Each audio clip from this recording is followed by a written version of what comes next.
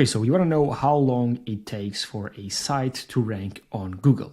So what you see here is an 100% AI-based content site. So every single article that was posted, in total, 189 articles were published, were all done with AI. So almost 190 articles, 5 posts per day, properly optimized, and I'll go over exactly how we properly optimize the articles, but it's with images, links, so the articles interlink between each other, internal links, external links, videos, and a bunch more stuff, but I'll go over that in just a second here. Again, 100% AI content, not manually edited, so it went from the AI straight to the site with no manual proofreading or manual editing. It was also syndicated to social media, so as soon as an article was posted to our site, we automatically syndicated it to Facebook, Twitter, and LinkedIn. And the target, this is very important, was the non-English speaking market. Now, why is this important? It's simply because if you target the English speaking market, there's a lot of competition, right? And the Portuguese, Greek, French, Turkish languages, Chinese, Japanese, right? There's a lot of demand for the content and not that much supply. Right, so it's easier to rank for on these Googles. We know this, right? We know that it is always easier to rank for the European countries, different countries in Europe, than it is to rank for America, right? Because I mean, there's more people searching in English, but again, just know that this case study was based off of the non-English speaking market in specific Portuguese. So, how long did it take? You see here, right? The very first post was made actually sometime before. It was made actually, if I remember correctly, on the 1st of September, right? 9th of 2023, right? So only after that did we finally start, right? September, October, November, December, 3 months after the very first posts were posted. And again, that's 5 posts per day, right? I think at the start, maybe we didn't start with 5. At the moment, we're 5, right, per day. Maybe at the start, we started with 1 per day or 2 per week. Not too sure yet, because I didn't want to publish 5 every single day at the start. I wanted to keep it slow, make it more natural, right? So yeah, 3 months. And only then do we start seeing some impressions, right? There's no clicks, that's impressions. Impressions meaning that when someone's searching for a keyword and your article is indexed in Google, let's say, for example, they search for, I don't know, whatever, ABC, right, on Google, right? And there's a bunch of sites right here that pop up, and yours pops up down here, right? That's an impression, right? Not really that valuable. Impressions are like a vanity metric, but still, we take those into account, right? And then December, nothing. January, nothing. Actually, in the middle of January, we got our first click, right? Nothing really. It's 1 click. 2 clicks. January was also slow, right? January through February, nothing really happened. Then more impressions, nothing really happened. Then, right, this isn't huge, this isn't big, but it's to show you that, in fact, the work paid off, right? 10 clicks right here, right? And impressions are going up. And it isn't just a spike, right? We got this spike right here, but we're seeing a second spike right here. So if we take a look and make these spikes right here, right? We take the spikes, right? Take the spikes.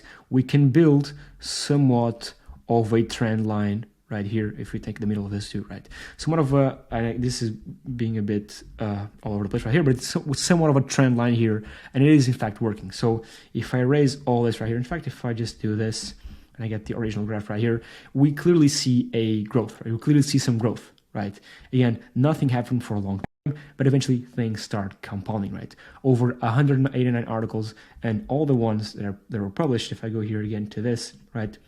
When we take our site, right, and we publish an article right here, right, about plants, right, and we publish another one about indoor plants, and another one about plants that can be, for example, harmful for dogs, right, these will interlink between each other, right?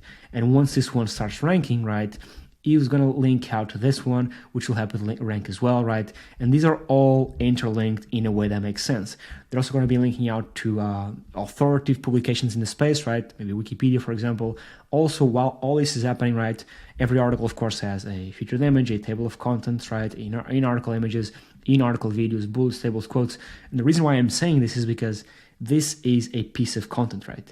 And even with the latest Google update, right, our goal is to produce high quality content people want to actually read, valuable content. So if they're searching for best indoor plants for dogs, right, they want to actually see, because a plant is a visual thing, right? I want to see the plant. So in this niche, for example, in most niches, right, you want to have a visual element to the articles. And I'll show you exactly in a second how they look like. But before that, also I'll mention that as soon as they're posted to the site, they're syndicated to social media, right? To LinkedIn, to Twitter, to Facebook, giving us this social relevancy.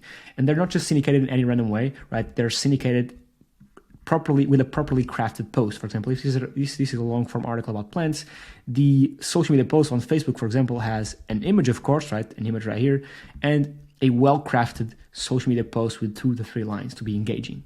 Okay, and again, the question: how long does it take to rank site number on Google? The issue is that it depends, of course, but if you want to shorten the time that it takes to rank a site on Google, first things first is to obviously target international markets. Again, because there's a lot of demand, because people, think about it, most people don't search in English, and a lot of people don't speak English. For example, I'll give you the niche of Portugal, the Portuguese-speaking market.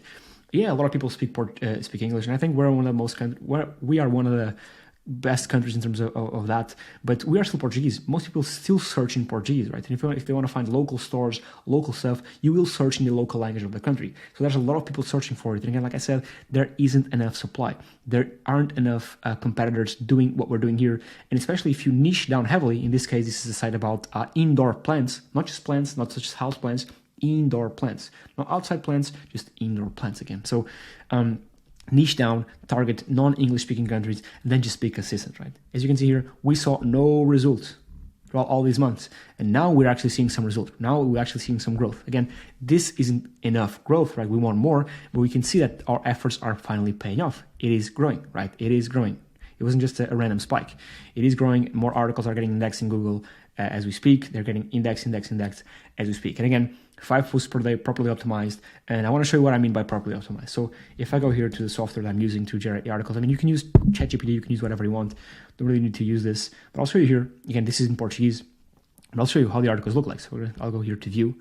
Again, I can translate this to English. Let's see here. Translate to English, so it's easier, but I guess... maybe, yeah. So there's a featured image, right? I can see the table of contents as well. There's proper article structure in article images, internal links, external links, right? There's also, as you see here, should be here an in-article video that's relevant to what the content is about. And this is a video in Portuguese. This means water your indoor plants. So again, the article is about indoor plants, as you saw here. Indoor plants, unique indoor plants, a very specific keyword, and the images, the videos, the links, the content, all this stuff is relevant to what the content is about. Bullets, right? Going over the best, some of the favorites, right? And again, a video tailored to what the content is about, specific about the niche, right? More links, so interlinking with other posts, external linking to other sources, right? All this done for us on autopilot with a couple of FAQs on here, right? So this is what I mean, right? Someone searching for indoor house plants, they want a visual type of article. As is the same for example, I've showed this example a couple of times right here, for golden retriever grooming, right? So if you want to learn how to groom a golden retriever, you can go on YouTube, but if you prefer to read an article, it needs to be an engaging visual article. And engaging means a proper table of content so I can navigate and go wherever I want, right? Proper image that calls the attention of the user. Key takeaways. We don't want to make the user read throughout the whole article to find what they want, right? That's why we give you the table of contents and the key takeaways. In article images, links to potential products, maybe affiliate links, right? Proper structuring, not big walls of text, so you can break the walls of text with bullets, tables, quotes, right? And down here, if I can find it, there's also a video down here on how to groom a golden retriever. So it is relevant to what the content is about. It is visual, has visual elements, has links, for example, nail clippers, what this is, links out to another article on how to groom a golden retriever. So all this is relevant. Nothing is placed here randomly. And this is very important because, again, we can create posts manually or with AI. It doesn't really matter. At the end of the day, and I talked about this, I think 2 videos ago on the Google March update, spam update, the issue isn't that the content is AI, because it clearly works, and we have a bunch of case studies on our site. You can take a look at them as well. Doesn't matter if it's a robot writing the content, if it's a dog writing the content, if it's a human. The only thing that matters is that content relevant for the user? Is it helpful? Does it satisfy the user search intent, right? If they're searching for how to groom a golden retriever or best indoor house plants, does your article, right, convey them the experience that answers their questions? In this case, does it show the best plants? Does it show pictures of the plants? Maybe does it show a video of how they look like, or showing a diagram of how much light they need to get, right? Does your content satisfy the user search intent better than anything else that's out there, right? And this last sentence, better than anything else that's out there, is easily achieved in the non-English speaking market because there's less competition. That's why we're doing this in Portuguese, right? But this applies to, of course, all the languages. So yeah, To answer the question, how long does it take? Again, it depends. I hate to say it, but it depends. If you're consistent with it, if the content is actually high quality, right, it will rank eventually because it is high quality content, and Google will eventually reward you for that. So yeah, that's it. That's the video. Thank you for watching, and I'll catch you on the next one. Cheers.